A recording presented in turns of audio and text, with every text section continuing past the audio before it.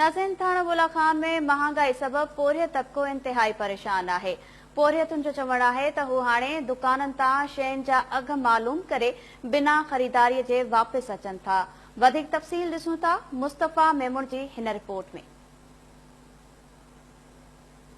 नाज़रीन, सॼे मुल्क में महांगाई उरूज ते आहे। कोस्तान जो शहर थाणो बुलाखान समेत मुख़्तलिफ़ शहरनि में रोज़मर्रा खाधे पीते जेके शयूं आहिनि, सब्जी, अटो, खंड, दाल वग़ैरह, उन्हनि जा अघ आसमान सां ॻाल्हियूं करण लॻा आहिनि। अचो त पाण हितां जे शहरनि सां ॻाल्हि ॿोल करे थो छा था चवनि। 500 रुपया जेको माण्हू कमाए थो 100 खां घटि का चीज़ कान्हे। दाल जो जेको पाउ थो वठे न उहो 100 रुपया, खंड 100 रुपया किलो, अटो 70 रुपया किलो। ग़रीब माण्हू छा कंदो? कंहिंखे दाण ॾे? को ॿुधण वारो आहे? मैदे जो अटे जो हर रोज़ वापारी पंहिंजी मनपसंद अघ वठनि पिया। हिते जेको चोटी 3250 रुपया हफ़्तो पहिरियों हो, अॼु 3670 रुपया पियो मिले। ऐं बेदो तक़रीबन बुलाखान में 15 रुपया हिकिड़ो हले पियो। 170 खां 180 रुपया दर्जन हले पियो। महंगाई तमामु घणी आहे। टमाटो थाणे बुलाखान में 200 रुपया किलो आहे। बटाटो तक़रीबन 70 खां 80 रुपया किलो हले पियो। अॼु शहर में मांडियूं ईरानी टमाटो महांगो आहे, 160 रुपया किलो आहिनि। आलू 50 रुपया किलो आहिनि। गोभी 80 रुपया किलो आहे। भिंडी 100 रुपया किलो आहे। बसर 80 रुपया किलो आहे। गुआर 80 रुपया किलो आहे। टिंडा 60 रुपया किलो आहे। हिकिड़ो टैक्सी ड्राइवर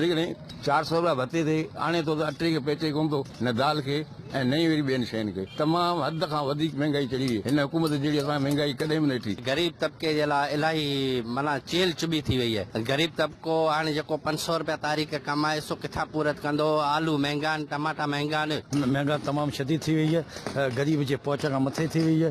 इंतज़ाम खे घुरिजे त इन ते कंट्रोल करे, ख़ासि करे जेका असांजी फुड अथॉरिटी इन ते शइ ते नज़र रखणु घुरिजे। जीअण जंजाल थी वियो, रोज़गार आहे एतिरो कोन। जॾहिं महंगाई थी वई आहे छा करियूं? गुज़ारो या मिड़े सुरनि सां ज़िंदगी पिया कढूं, छा कयूं? अॻियां ई शइ महांगी लॻी पई आहे। टमाटा 160 रुपया किलो हलायूं था, भिंडी 100 रुपया किलो हलायूं था, गोभी 80 रुपया किलो हलायूं था, पटाटा 50 रुपया किलो हलायूं था, बसर 60 रुपया किलो हलायूं था। केरु पुछा करण वारो आहे कोन? लिस्ट ॾियो था या कोन ॾियो? रोअण खां बि वियासीं, खिलण खां बि वियासीं, महांगाईअ में यारो जीअण खां बि वियासीं। मच्छी गोश्त महांगा ऐं मुर्गी फ्राई, मच्छी गोश्त महांगा ऐं मुर्गी फ्राई। विया साल गुज़री न खाधी तम कढ़ाई। उन्हनि जो चवण इहो आहे वापारियुनि जो त उन्हनि खे हैदराबाद ऐं कराची जी मंडीअ मां महांगो माल मिले थो ऐं उन सां त खपाइनि था। ज़ो त हिन ॻाल्हि जी आहे त ग़रीब माण्हुनि खे रिलीफ ॾेई